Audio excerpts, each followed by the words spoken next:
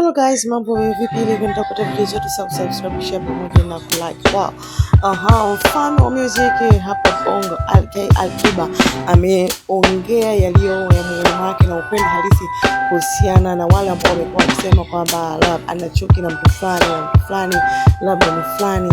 So Alikiba leo amekuja kuweka wazi katika interview alikuwa akifanya na kusema kwamba yeye huwa akimchukia mtu anamuonyesha live kwamba anamchukia.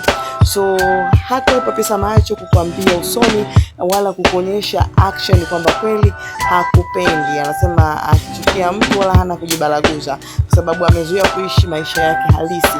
So hapendi kufake kile chochote kile.